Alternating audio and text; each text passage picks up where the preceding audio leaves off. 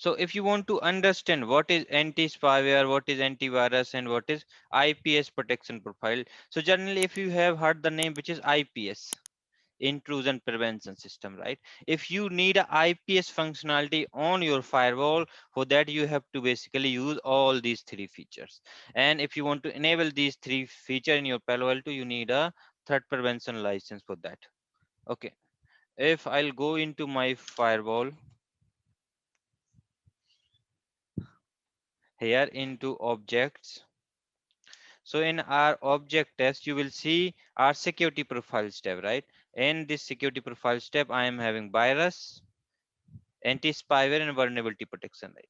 These are the three profiles which we have to configure, right? So this antivirus profile basically we use if, let's say we are having our Palo Alto device, we are having some server in outside, and we are having few PC, right? Maybe this PC is accessing this server, maybe he's downloading some file, right? If this file content any kind of virus, and when this particular file downloading is happening through your Palo Alto file, right?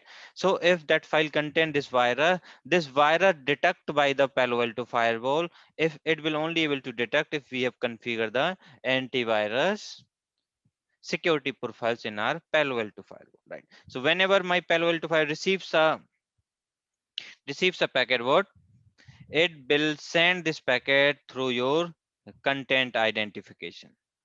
So the thing is, all these particular antivirus, anti-spyware, and vulnerability protection, these security profiles is basically a part of your content identification. And in content identification, my Palo Alto firewall basically scan the traffic against the threats, malwares. How it will do that? What, when it will receive a packet, what it will just use the protocol decoders. It will decode the code, and after that, it will just match this particular decoded, or we can say this particular payload through the different signature database. So like my Palo Alto firewall have a signature database for antivirus, signature database for anti-spyware, and signature database for vulnerability protection, right? If you want to see these databases, what, let me just go to into vulnerabilities. So by default in your Palo Alto device you will get a two default security profiles. First one is strict and second one is default profile, right? In strict, generally if you are deploying your firewall in first go, that time we always configure that default vulnerability protection profile. Okay, and let's say we are doing POC. In that, in case of POC also we will always use the default profiles. When we will configure this default profile, we will get some kind of logs. Maybe we will put them in 15 days into this default mode, and after that when we collect the data and all, and after that we will go for the strict kind of vulnerability protection profile. Okay, so let me just go into this default one.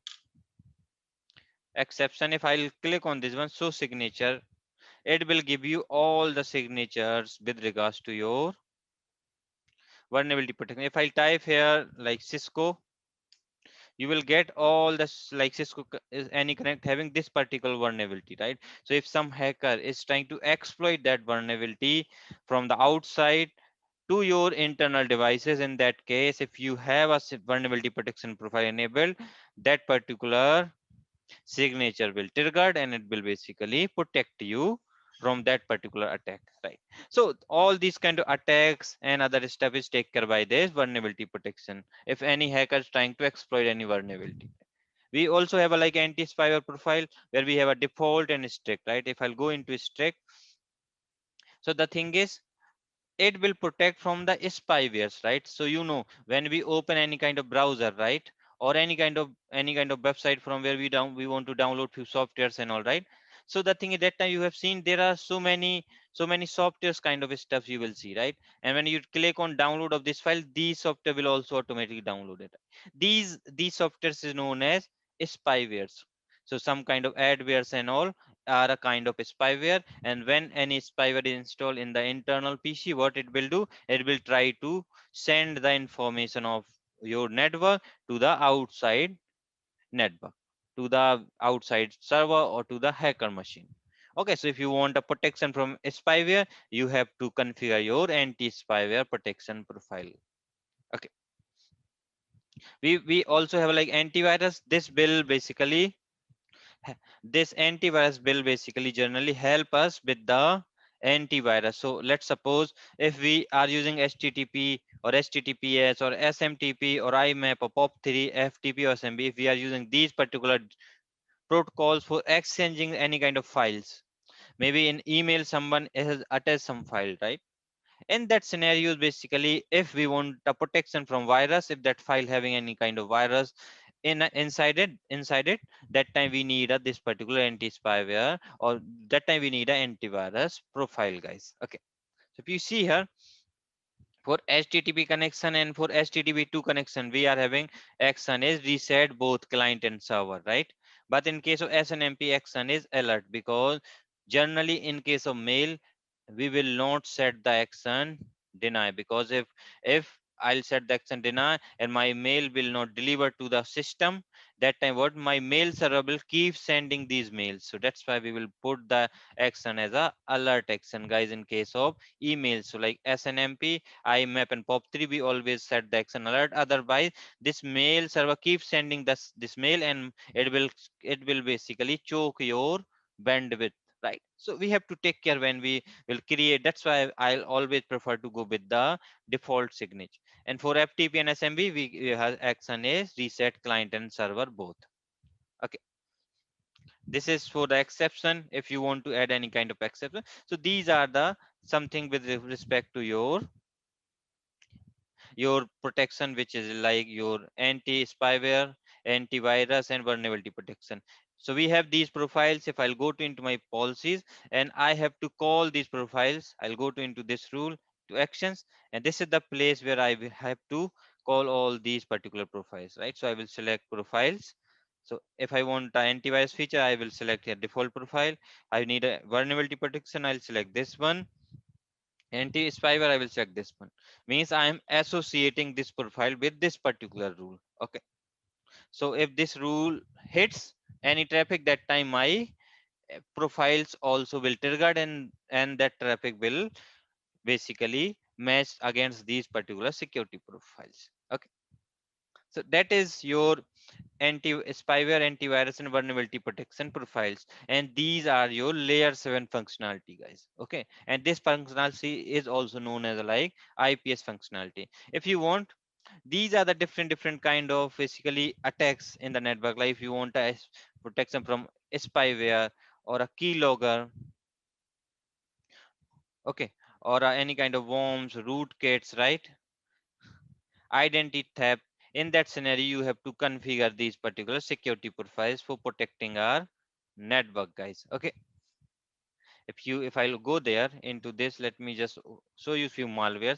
If you need a protection from like virus, in that case you need a anti virus protection profile on your file. If you need a protection from adware, spyware, in that case what you have to, you need a anti spyware protection profile, right? If you want a protection from like we can say ransomware or spam or bots, these is also some kind of we can say viruses. So we need that kind of we can say one these kind of features. If you need a protection of worms and all, in that case we have to configure all these particular three security profiles if we want a protection from them. Okay, now let me discuss the next question, which is what is the concept of prenet and postnet in Palo Alto? So let me tell you. So in Palo Alto Firewall, so let's suppose I'll just go on top.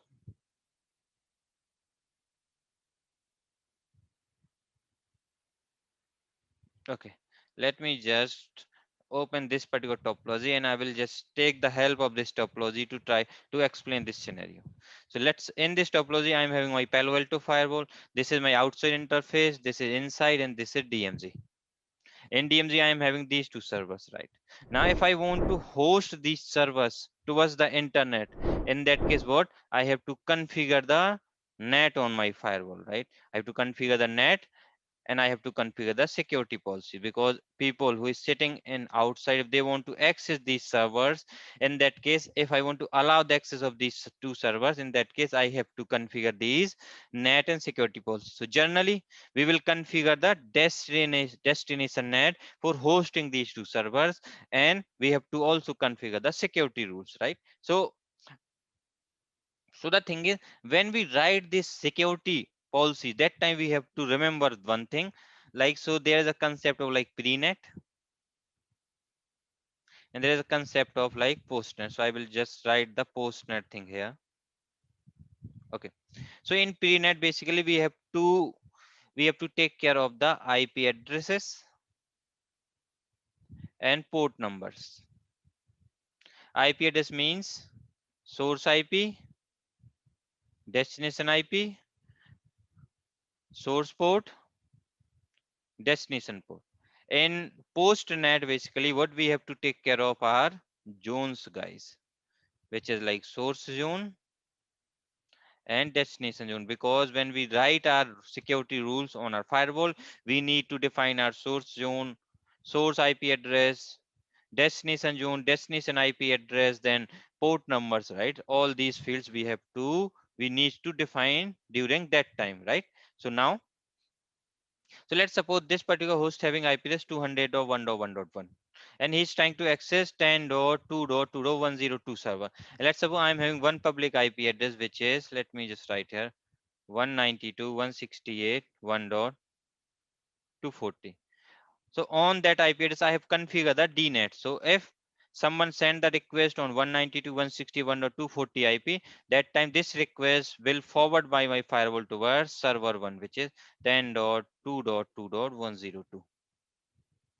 Means I have configured the DNet, destination net. Means when request from this PC is coming to this IP address, that time that request will forward to this server. Now, because that traffic is coming from outside and going to our DMZ, so we have to open the security rules, right? So how we will open that security rules? So let me just write these details. So the thing is, let me just draw a packet diagram here. So when traffic initiated by this machine, so the source is 200.1.1.1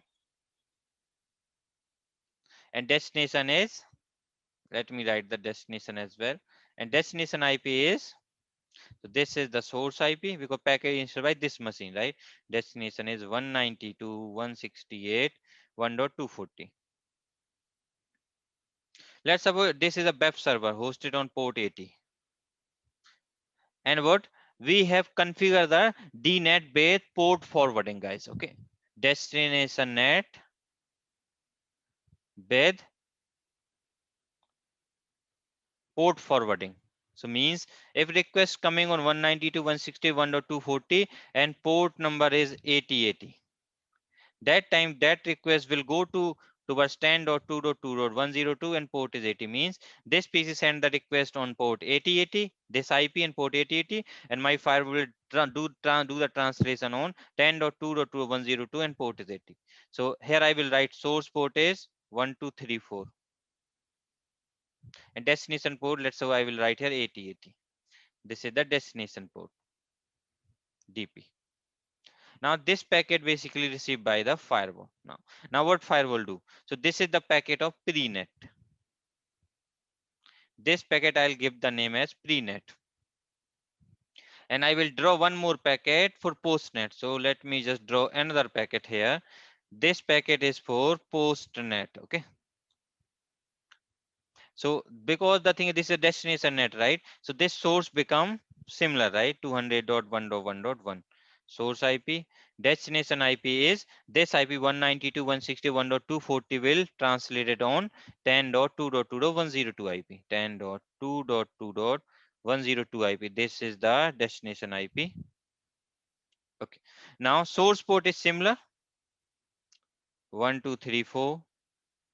But destination net, because we have configured DNet based port forwarding, right? So means if this port translation will also happen. First this IP will translate it, and after that this port number will also translate it. So this time port become 80. So this is your destination port. Okay. Now this packet is basically a post net packet. Mean this is the packet when net has been not applied. Now this is the packet when net is applied by this firewall, and this is the actual packet received by this machine. So now when we write our security rules, now what? Now if we want to collect the source IP address details or destination IP details or source port details or destination port details, then we have to basically we have to get that detail from this packet. So what I can do, let me just write this detail. What I will do, I write this detail from here.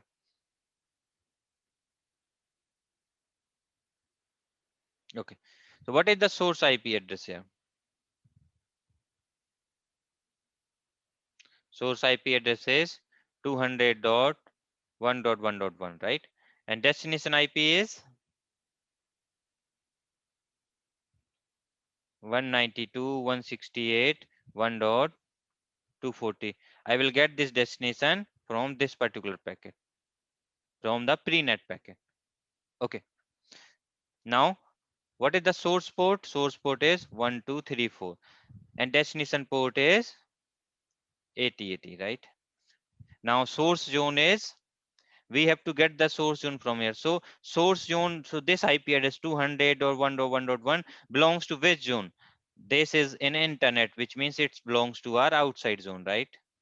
Because this is the interface which is outside interface. So source zone is outside. What is the destination zone? So we have to get the destination zone details from this packet. So 10.2.2.102, this IP address belongs to our DMZ zone, right? So destination is DMZ. So now when I write my security rules on my firewall, so what I will write? In source tab, I will write source traffic coming from outside. Destination zone is DMZ because this is the internet, right? These IP address may change. So what we will do, we can also take here like source as any, because in internet IP is not fixed, and source port is also not, it's not a fixed one, right? So we can also consider this is also any, right? But if we want a specific rules, if that IP address of this host is also fixed, in that case we will go with that is, or we can say specific IP as well.